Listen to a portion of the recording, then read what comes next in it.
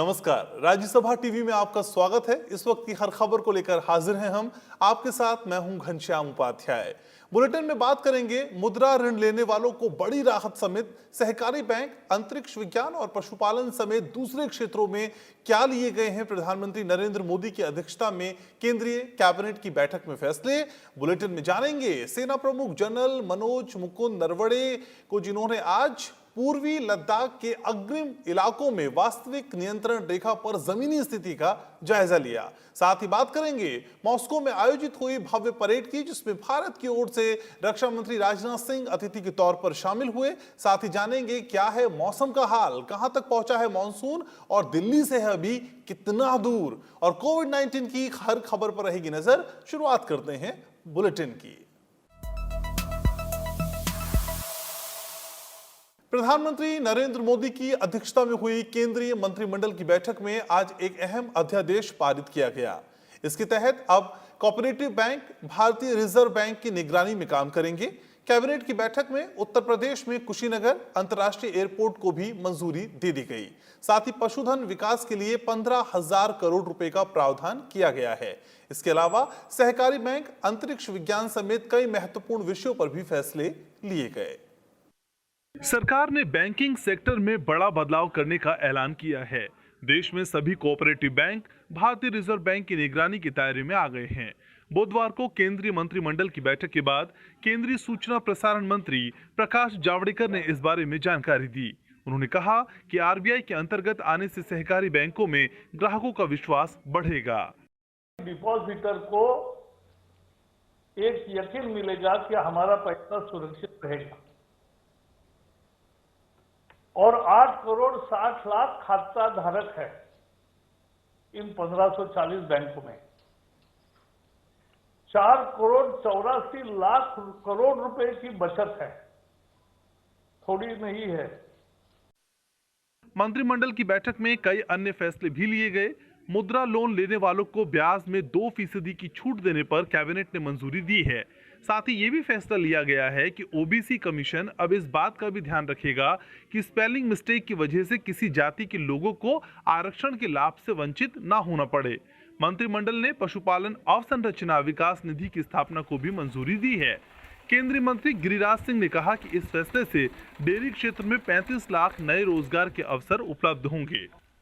देश में पहली बार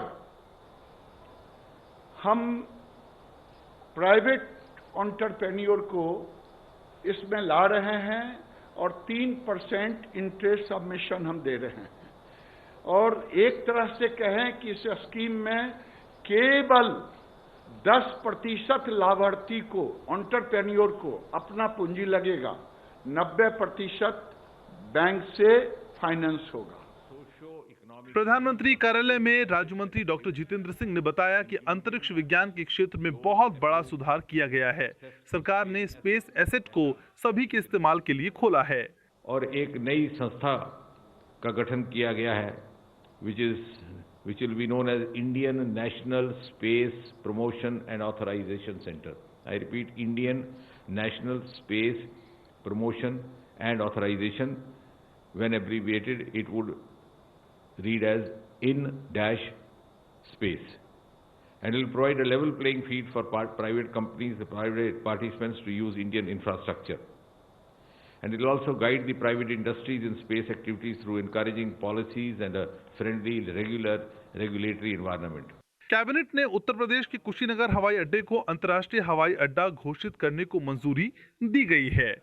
इस कदम से थाईलैंड, मलेशिया, सिंगापुर, श्रीलंका जैसे देशों से बौद्ध धर्म के अनुयायियों को कुशीनगर आने में आसानी होगी। नवविक्रम सिंह, राज्यसभा टीवी। कैबिनेट के फैसलों को लेकर प्रधानमंत्री नरेंद्र मोदी ने ट्वीट भी किया। प्रधानमंत्री ने कहा कि आज की कैबिनेट की बैठक के दौरान आर्थिक विकास को गति देने, अंतरिक्ष में भारत की प्रगति के साथ साथ किसानों, गांव और छोटे व्यवसायियों की सहायता के लिए ऐतिहासिक निर्णय लिए गए, और इन फैसलों से करोड़ों देशवासी लाभान्वित होंगे। कैबिनेट के फैसलों को लेकर प्रधानमंत्री नरेंद्र मोदी ने ट्विटर पर प्रतिक्रिया दी। उन्होंने लिखा कि देशहित और जनहित में सुधारों की प्रक्रिया जारी है। अंतरिक्ष क्षेत्र में सुधारों के लिए केंद्रीय मंत्रिमंडल की स्वीकृति राष्ट्र को आत्मनिर्भर और तकनीकी रूप से उन्नत बनाने की दिशा में एक और अहम कदम है। उन्होंने लिखा कि इन सुधारों से निजी क्षेत्र की भागीदारी को भी बढ़ावा मिलेगा। एमएसएमई को लेकर प्रधानमंत्री ने लिखा कि सरकार लघु, कुटीर और मध्यम उद्योगों को मजबूत बनाने के लिए प्रतिबद्ध है। उन्होंने लिखा कि कैबिनेट ने प्रधानमंत्री मुद्रा योजना के तहत शिशु ऋणों पर ब्याज में छूट का ऐलान किया है और इस फैसले से छोटे व्यवसायों को बहुमूल्य सहायता और स्थिरता में मदद मिलेगी। पशुपालन अवसंरचना विकास निधि की स्थापना को लेकर प्रधानमंत्री ने कहा कि ये योजना देश के मेहनती किसानों की आमदनी को बढ़ावा देगी, साथ ही निवेश और क्षेत्रीय बुनियादी ढांचे, विशेष रूप से डेयरी उद्योग को प्रोत्साहन मिलेगा। कुशीनगर हवाई अड्डे को अंतर्राष्ट्रीय हवाई अड्डे की तर्ज पर विकसित किए जाने को प्रधानमंत्री ने उत्तर प्रदेश, पर्यटन और भगवान बुद्ध के विचारों से प्रेरित लोगों के लिए बड़ी खुशखबरी बताया। प्रधानमंत्री ने कहा कि इस फैसले से क्षेत्रीय संपर्क मजबूत होगा, ज्यादा से ज्यादा पर्यटकों और तीर्थयात्रियों की आवाजाही से स्थानीय लोगों को आमदनी के बेहतर अवसर भी मिलेंगे। Bureau report, Rajya Sabha TV. Corona virus महामारी और उसके बाद लगे लॉकडाउन से अर्थव्यवस्था की रफ्तार में आई अड़चनें धीरे धीरे कम होती नजर आ रही हैं। मई के महीने में आर्थिक गतिविधियां, खपत, लेन देन और मांग जैसे महत्वपूर्ण कारकों में अच्छा खासा सुधार देखने को मिला है। सरकार ने तो किसानों से गेहूं की खरीद के मामले में नया रिकॉर्ड भी स्थापित कर लिया है। भारतीय अर्थव्यवस्था की रफ्तार पर कोविड-19 ने असर जरूर डाला, लेकिन लगता है कि ये असर ज्यादा दिन तक नहीं चलने वाला। वित्त मंत्रालय की ओर से जारी आंकड़ों के मुताबिक विनिर्माण और उपभोग गतिविधियों के सबसे बड़े संकेत यानी पेट्रोलियम उत्पादों की खपत में अप्रैल के मुकाबले मई में अच्छी खासी बढ़त देखने को मिली। अप्रैल में पेट्रोलियम उत्पादों की खपत 99,37,000 मीट्रिक टन थी, जो मई में बढ़कर 1,46,46,000 मीट्रिक टन पर पहुंच गई। ये बढ़त 26% की है। मई के दौरान विनिर्माण यानी मैन्युफैक्चरिंग क्षेत्र का पीएमआई 30.8 रहा, जबकि अप्रैल में ये मात्र 27.4 था। दूसरी तरफ सेवा क्षेत्र का पीएमआई मई के दौरान 12.6 रहा, जबकि अप्रैल में ये घटकर 5.4 पर आ गया था। बिजली की खपत की दर जो अप्रैल में -24% के हिसाब से गिर रही थी, मई में इस गिरावट में रोक लगने लगा और ये दर -12.2% पर आ गई। 21 जून तक गिरावट की दर -12.5% तक रह गई थी। ई वे बिल के निर्धारणीय मूल्यों यानी एसेसिबल वैल्यू में अप्रैल के मुकाबले मई में 130% की बढ़त दर्ज की गई। ये रकम 3.9 लाख करोड़ रुपए से बढ़कर 8.98 लाख करोड़ रुपए हो गई। The green shoots are visible and quite evident, and as more and more, as more and more plants, factories, and people return to work, it will have direct impact. And stock market always discount future, so investors are confident that going forward things will improve.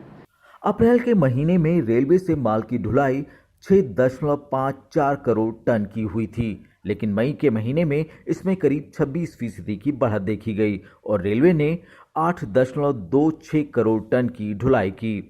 इस दौरान NPCI platform के जरिए digital retail वित्तीय लेन then भी 6.71 लाख करोड़ रुपए से बढ़कर 9.65 लाख करोड़ रुपए हो गया। कृषि क्षेत्र की बात करें तो इस साल सरकारी एजेंसियों ने किसानों से गेहूं की खरीद का पिछला रिकॉर्ड तोड़ दिया है। इस साल 16 जून तक सरकार ने किसानों से 382 लाख मीट्रिक टन गेहूं खरीदा। पिछला रिकॉर्ड 381.48 लाख मीट्रिक टन का है, जो 2012-13 में स्थापित किया गया था। इस साल मई के दौरान खाद की बिक्री में भी पिछले साल के मुकाबले 92% की बढ़त देखी गई। इस दौरान म्यूचुअल फंड्स और बॉन्ड्स मार्केट का भी प्रदर्शन सुधरा। कुल मिलाकर कहें तो भारतीय अर्थव्यवस्था कोविड-19 के खिलाफ एंटीबॉडीज तैयार कर आगे की ओर बढ़ रही है। Bureau report, Rajya Sabha TV. सेना प्रमुख जनरल मनोज मुकुंद नरवणे ने आज पूर्वी लद्दाख के अग्रिम इलाकों में वास्तविक नियंत्रण रेखा पर जमीनी स्थिति का जायजा लिया। उन्होंने सेना के शीर्ष अधिकारियों से मुलाकात की और तैयारियों पर बात की। इस दौरान सेना प्रमुख के साथ उत्तरी कमान प्रमुख लेफ्टिनेंट जनरल योगेश कुमार जोशी और सेना के अन्य वरिष्ठ अधिकारी भी मौजूद रहे। सेना प्रमुख जनरल मनोज मुकुंद नरवणे ने बुधवार को पूर्वी लद्दाख में अग्रिम क्षेत्रों का दौरा किया और सरहद पर ऑपरेशनल तैयारियों का जायजा लिया। इस दौरान उन्होंने देश की सुरक्षा में जुटे जवानों से मुलाकात की और उनकी हौसला अफजाई भी की। सेना प्रमुख ने पूर्वी लद्दाख सेक्टर में चीनी सैनिकों के साथ लड़ने वाले सैनिकों को प्रशंसा पत्र भी प्रदान किया।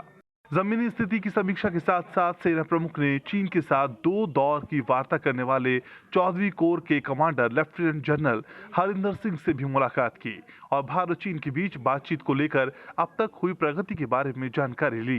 लेफ्टिनेंट जनरल ने सेना प्रमुख को बताया कि भारत और चीन पेगोंग सहित पूर्वी लद्दाख में चरणबद्ध तरीके से वास्तविक नियंत्रण रेखा से पीछे हटने पर सहमत हुए हैं। अपने दौरे के पहले दिन जनरल नरवणे लेह अस्पताल में जाकर सेना के घायल जवानों से भी मिले थे। इस दौरान उन्होंने बहादुर जवानों का उत्साह बढ़ाया और उनके साहस की सराहना की। इन जवानों ने 15 जून की रात चीनी सैनिकों के साथ हुए हिंसक संघर्ष का सामना किया था। Army chief general Manoj Mukund Naravane ने लद्दाख के सांसद जामयांग सेरिंग नामग्याल से भी मुलाकात की। Bureau report, Rajya Sabha TV. Bharat चीन सीमा मामलों को लेकर दोनों देशों के उच्च अधिकारियों के बीच आज विचार विमर्श हुआ। संयुक्त सचिव स्तर की इस बैठक का आयोजन वीडियो कॉन्फ्रेंस के माध्यम से किया गया। विदेश मंत्रालय में पूर्वी एशिया मामलों के संयुक्त सचिव ने बैठक में भारतीय प्रतिनिधिमंडल का नेतृत्व किया, जबकि चीन की तरफ से उसके विदेश मंत्रालय के सीमा और महासागरीय मामलों के महानिदेशक बातचीत में शामिल हुए। भारत और चीन के बीच working mechanism for consultation and coordination on India China border affairs यानी WMCC की 15वीं बैठक हुई। इस दौरान भारत चीन सीमा पर तनाव कम करने के लिए दोनों देशों के बीच 6 जून को हुई कमांडर स्तर की वार्ता में हुए फैसलों को प्रभावी ढंग से लागू करने पर जोर दिया गया। साथ ही इस प्रक्रिया में 22 जून को कमांडर स्तर की बैठक में दिए गए सुझाव भी शामिल करने के लिए कहा गया। बातचीत के दौरान दोनों पक्षों ने पूर्वी लद्दाख में वास्तविक नियंत्रण सीमा परिस्थिति समेत भारत चीन सीमा क्षेत्रों को लेकर विचार विमर्श किया। भारत की तरफ से LAC पर हाल ही में दोनों देशों के सैनिकों के बीच हुए हिंसक संघर्ष का मामला भी उठाया गया। भारत ने कहा कि वास्तविक नियंत्रण रेखा का कड़ाई से सम्मान और निरीक्षण होना चाहिए। इसी मसले पर विदेश मंत्री डॉक्टर S जयशंकर ने पिछले हफ्ते चीन के विदेश मंत्री वांग यी से बात की थी। दोनों पक्षों ने द्विपक्षीय समझौतों और प्रोटोकॉल के मुताबिक सीमावर्ती क्षेत्रों में शांति बनाए रखने पर आम सहमति व्यक्त की है। इससे भारत चीन के बीच व्यापक संबंधों के विकास को सुनिश्चित करने में मदद मिलेगी। लद्दाख के कई क्षेत्रों में भारत और चीनी सुरक्षा बल 5 मई के बाद से आमने सामने हैं और अब ये तनाव काफी बढ़ गया है। दोनों देशों के सैनिकों के बीच तनाव को कम करने के लिए भारत और चीन के बीच सैन्य और कूटनीतिक स्तर पर बातचीत चल रही है। भारत चीन सीमा पर 5 मई से तनाव बढ़ना शुरू हुआ। दरअसल चीन ने सीमा पर पश्चिमी क्षेत्र में वास्तविक नियंत्रण रेखा का उल्लंघन करने की कोशिश की, जिसका उचित जवाब दिया गया। इसके बाद ये तनाव पूर्वी क्षेत्र तक पहुंच गया। सिक्किम के नकुला क्षेत्र में दोनों देशों के सैनिकों के बीच 9 मई को टकराव हुआ, लेकिन इस मामले को स्थानीय कमांडर स्तर पर सुलझा लिया गया। इस बीच भारत ने लद्दाख में अपने क्षेत्र में सड़क निर्माण का काम जारी रखा, लेकिन चीन के इरादे सही नहीं थे। चीन ने पूर्वी लद्दाख के पास कई क्षेत्रों में अपने सैनिकों की तादाद बढ़ानी शुरू कर दी। जवाबी कार्रवाई में भारत ने भी अपने सैनिकों को सीमा पर तैनात कर दिया। इसके बाद सीमा पर तनाव कम करने के लिए दोनों पक्षों में सैन्य स्तर पर और कूटनीतिक स्तर पर भी बात हुई। 6 जून को चुशुल के पास वास्तविक नियंत्रण रेखा पर चीन की ओर मोल्दो दोनों देशों की सेनाओं के बीच कमांडर स्तर की वार्ता हुई। दोनों पक्ष वास्तविक नियंत्रण रेखा का सम्मान करने के लिए सहमत हुए और इस बात पर भी राय बनी कि सीमा पर स्थिति बदलने वाला कोई कदम नहीं उठाया जाएगा।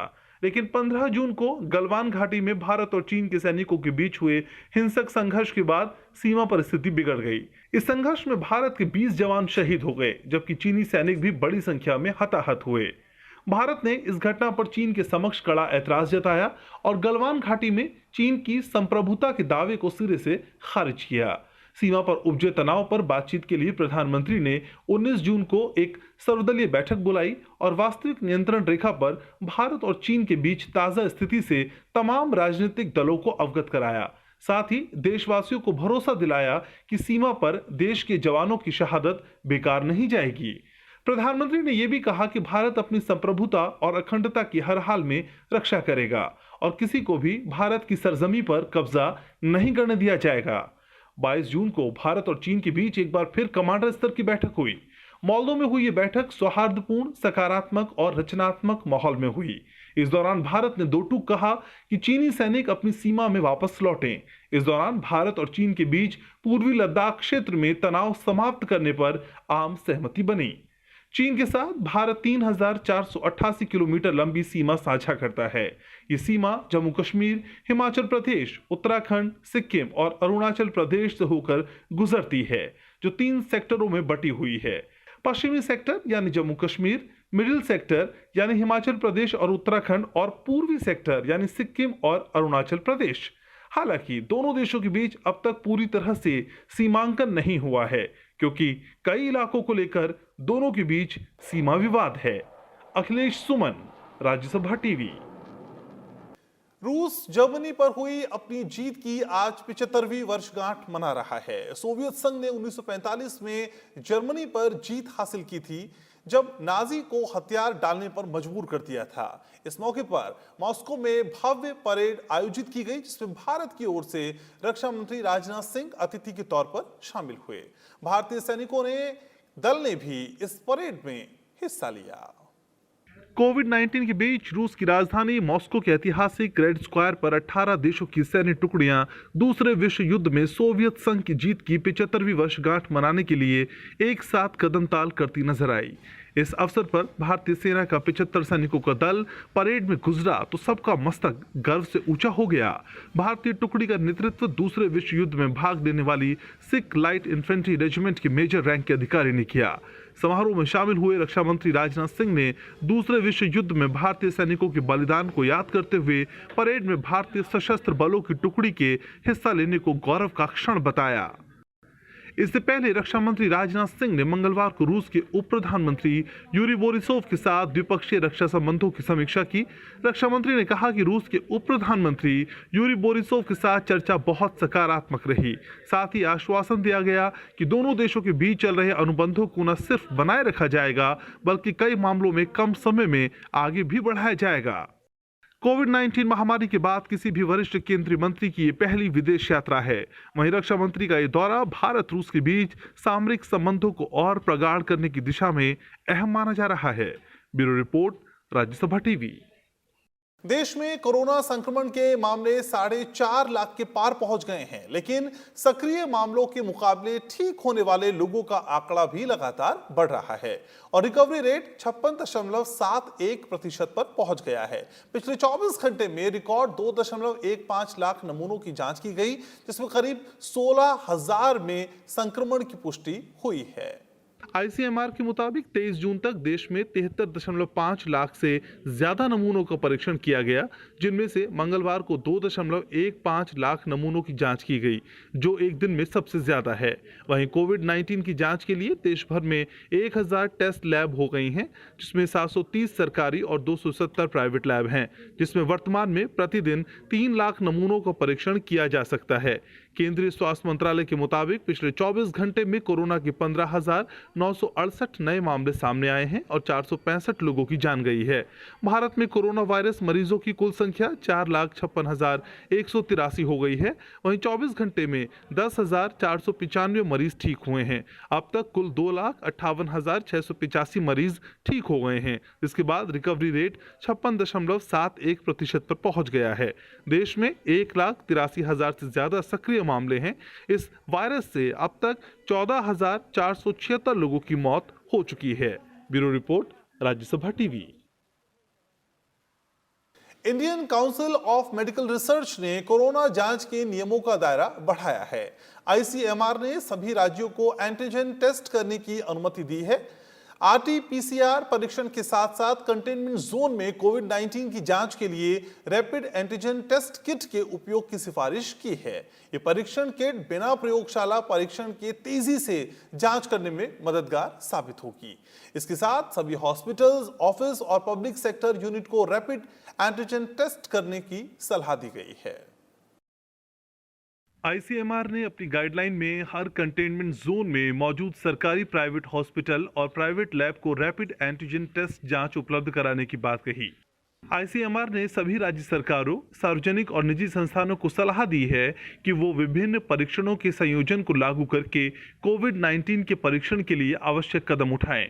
कोविड-19 परीक्षण के लिए नए रणनीति पर एक एडवाइजरी में कहा गया है कि कोरोना के प्रसार को रोकने के लिए लोगों को बचाने के लिए टेस्ट, ट्रैक और ट्रीट एकमात्र रास्ता है।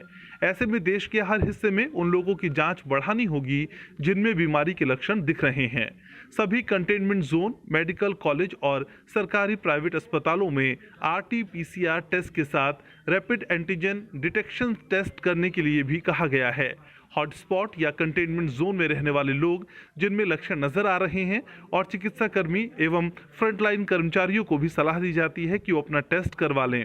भारतीय चिकित्सा अनुसंधान परिषद ने प्रशासन को एंटीबॉडी आधारित कोरोना का टेस्ट कराने में सरकारी और निजी अस्पतालों की मदद करने की सलाह दी है। कोविड-19 की जांच के लिए रैपिड एंटीबॉडी टेस्ट का इस्तेमाल सिर्फ निगरानी के उद्देश्य से किया जाएगा। Bureau report, Rajya Sabha TV. Delhi में कोरोना संक्रमण पर काबू पाने के लिए दिल्ली सरकार ने 6 जुलाई तक हर घर में स्क्रीनिंग करवाने का फैसला किया है। इसके लिए दिल्ली सरकार ने कोविड-19 रिस्पांस एक्शन प्लान तैयार किया है। दूसरी तरफ उप मुख्यमंत्री मनीष सिसोदिया ने केंद्रीय गृह मंत्री अमित शाह को पत्र लिखकर क्वारंटाइन सेंटर जाकर चेकअप कराने की व्यवस्था में बदलाव का आग्रह किया है। राजधानी में कोरोना पर काबू पाने के लिए डॉक्टर वी.के. पॉल समिति के सुझाव पर दिल्ली सरकार ने कोविड-19 रिस्पांस प्लान तैयार किया है। इसमें दिल्ली में 6 जुलाई तक हर घर की स्क्रीनिंग कराई जाएगी।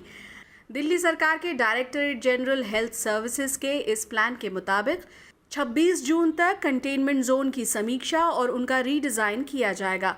30 जून तक कंटेनमेंट जोन में हर घर की स्क्रीनिंग और उस पर रिस्पॉन्स लिया जाएगा। 27 जून से दिल्ली में सेरो सर्वे शुरू होगा, जिसके नतीजे 10 जुलाई तक आएंगे। यह सर्वे एनसीडीसी के सहयोग से होगा। 6 जुलाई तक बाकी दिल्ली में सभी घरों की स्क्रीनिंग और उस पर रिस्पॉन्स लिया जाएगा। इसके अलावा दिल्ली के उप मुख्यमंत्री मनीष सिसोदिया ने गृह मंत्री अमित शाह को चिट्ठी लिखकर कोरोना संक्रमित मरीजों के लिए लागू की गई क्वारंटाइन व्यवस्था में बदलाव लाने की मांग की है। एलजी साहब के इस आदेश की वजह से आज हर व्यक्ति को, चाहे उसके घर में व्यवस्था है या नहीं है, उसको हॉस्पिटल जाना या नहीं जाना, हर व्यक्ति को क्वारंटीन सेंटर जाना लाजमी हो गया है। इसकी वजह से प्रशासन और मेडिकल सिस्टम का भी बोझ बढ़ गया है। आज दिल्ली के लोगों को कोरोना की वजह से कम परेशानी किस चीज से होगी? कोरोना अपने आप में बहुत बड़ी परेशानी है, लेकिन किसी व्यक्ति को कोरोना हो तो फिर उसको कम से कम परेशानी किस व्यवस्था से होगी? हमको वो व्यवस्था लागू करनी चाहिए। हम ऐसी व्यवस्था लागू ना करें जिससे सारा का सारा सिस्टम भी चरमरा जाए और ऊपर से लोग भी हाहाकार करने लगे। फिलहाल दिल्ली में कोरोना संक्रमित मरीजों की संख्या 66,000 के पार पहुंच गई है। पिछले 24 घंटे में करीब 4,000 नए मामले आए हैं। दिल्ली में अब तक 4 लाख से ज्यादा लोगों का कोरोना टेस्ट किया गया है। अनु दीवान, राज्यसभा टीवी। दिल्ली के अखिल भारतीय आयुर्विज्ञान संस्था यानी एम्स में कोरोना संक्रमण के कारण पिछले 3 महीने से बंद पड़ी ओपीडी सेवा कल यानी गुरुवार से शुरू होने जा रही है। कुछ शर्तों के साथ अब यहां दूसरी बीमारियों का भी इलाज हो सकेगा। दिल्ली एम्स की ओपीडी सेवा 25 जून से शुरू होने जा रही है। ओपीडी सेवा के पहले चरण में पुराने मरीजों का इलाज किया जाएगा। एक दिन में 15 मरीजों की जांच की जाएगी ताकि सामाजिक दूरी के नियम का पालन किया जा सके। जो विभाग नए मरीज देखना चाहता है वो अपॉइंटमेंट के जरिए सीमित संख्या में मरीजों की जांच शुरू कर सकता है। एम्स ओपीडी सेवा सुबह के समय ही रहेगी। डॉक्टर मरीज का ऑनलाइन या टेली कंसल्टेशन के जरिए स्क्रीनिंग करने के बाद सिर्फ जरूरतमंद मरीजों को ही ओपीडी में इलाज के लिए बुलाएंगे। जिन मरीजों को अपॉइंटमेंट दिया जाएगा उनके नाम और फोन नंबर की लिस्ट फैकल्टी को 48 घंटे पहले ही देनी होगी। Bureau report, Rajya Sabha TV. केंद्र सरकार ने वार्षिक टीबी रिपोर्ट 2020 जारी कर दी है। केंद्रीय स्वास्थ्य मंत्री डॉक्टर हर्षवर्धन और केंद्रीय राज्य स्वास्थ्य मंत्री अश्विनी कुमार चौबे ने वीडियो कॉन्फ्रेंसिंग के माध्यम से ये रिपोर्ट जारी की। साथ ही उन्होंने संयुक्त निगरानी मिशन रिपोर्ट निक्षय प्रणाली के तहत टीबी रोगियों के लिए प्रत्यक्ष लाभ हस्तांतरण पर मैनुअल, एक प्रशिक्षण मॉड्यूल और त्रैमासिक पत्रिका भी जारी की। रिपोर्ट के मुताबिक साल 2019 में करीब 24 लाख टीबी रोगियों को अधिसूचित किया गया है। साल 2018 की तुलना में इसमें करीब 14% की वृद्धि दर्ज की गई है। वहीं रोगियों की उपचार सफलता दर में 12% का सुधार हुआ है। 2019 में ये दर करीब 81% है। वहीं निक्षय प्रणाली के तहत 4 प्रत्यक्ष लाभ हस्तांतरण योजनाओं के प्रावधान का विस्तार किया है। इसमें टीबी के मरीजों को निक्षय पोषण योजना, उपचार समर्थकों को प्रोत्साहन, निजी प्रदाताओं के लिए प्रोत्साहन और अधिसूचित आदिवासी क्षेत्रों में टीबी रोगियों को परिवहन प्रोत्साहन शामिल किया गया है। कार्यक्रम को संबोधित करते हुए डॉक्टर हर्षवर्धन ने कहा कि सरकार 2025 तक देश में टीबी को खत्म करने का लक्ष्य हासिल करने के लिए प्रतिबद्ध है। ये हमारे प्रधानमंत्री जी का बहुत बड़ा सपना है और इस सपने को साकार करने के लिए किसी भी प्रकार की हमको किसी भी स्तर पर कोई भी कमी नहीं रहने देनी है। अगर दुनिया ने इस सपने को दुनिया के लिए साकार करने के लिए 2030 का लक्ष्य तय किया है, तो हमने इस सपने को साकार करने के लिए 2025 का लक्ष्य तय किया है। दिल्ली एनसीआर के कई इलाकों में आज झमाझम बारिश हुई। हालांकि मानसून के यहां कल तक पहुंचने की उम्मीद है, जिससे भारी बारिश हो सकती है। वहीं पंजाब, हरियाणा और राजस्थान के कुछ हिस्सों में भी अगले 24 घंटे में मानसूनी बारिश का अनुमान है। दक्षिण पश्चिमी मानसून तेज गति से आगे बढ़ता हुआ पश्चिमी उत्तर प्रदेश तक पहुंच चुका है और अब दिल्ली में दस्तक देने को तैयार है, जिससे अगले 24 घंटों में राजधानी में भारी वर्षा की उम्मीद है। मौसम विभाग के मुताबिक मानसून के आगे बढ़ने के लिए भी परिस्थितियां अनुकूल हैं। उसने अगले 24 घंटों में पूरे पश्चिमी हिमालय क्षेत्र, हरियाणा, चंडीगढ़, पंजाब के अधिकांश हिस्से और राजस्थान के कुछ इलाकों में बारिश की संभावना जताई है। पूर्वी राजस्थान तक काफ़ी वर्षा मिल चुकी है आपको, और कहते हैं साथ साथ आपका पूरा उत्तराखंड और हिमाचल प्रदेश में आपको वर्षा मिल चुकी है, और उसके साथ साथ आपके पंजाब के कुछ हिस्सों में वर्षा मिल गई है। हाँ, पर यही रहा कि दिल्ली में जो है वर्षा, जो चूंकि हम मानसून को डिक्लेयर करने के लिए सुबह आज 8:30 बजे तक की वर्षा को लेते हैं, तो 8:30 बजे तक दिल्ली में वर्षा नहीं आई थी। हालांकि उसके बाद में उसमें दिल्ली में भी कुछ हिस्सों में वर्षा मिली। वहीं पूर्वोत्तर और उड़ीसा के ऊपर चक्रवाती वातावरण बनने से उत्तर प्रदेश, बिहार, झारखंड, पश्चिम बंगाल और पूर्व उत्तर भारत में लगातार बारिश हो रही है। असम, मेघालय और मिजोरम में अगले 5 दिनों तक भारी वर्षा के आसार हैं। दूसरी तरफ मानसून कच्छ और गुजरात के एक क्षेत्र मध्य प्रदेश के शेष हिस्सों में आगे बढ़ गया है। इससे गुजरात, मध्य प्रदेश और राजस्थान के दक्षिणी इलाकों में बारिश हो रही है। वहीं दक्षिणी प्रायद्वीपीय इलाकों में भी बारिश हो रही है और 26 से 27 जून के बीच यहां भारी वर्षा की संभावना है। Bureau report, Rajya Sabha TV. तो इन तमाम खबरों के साथ इस बुलेटिन में फिलहाल के लिए मेरे साथ इतना ही। आप देखते रहिए राज्यसभा टीवी।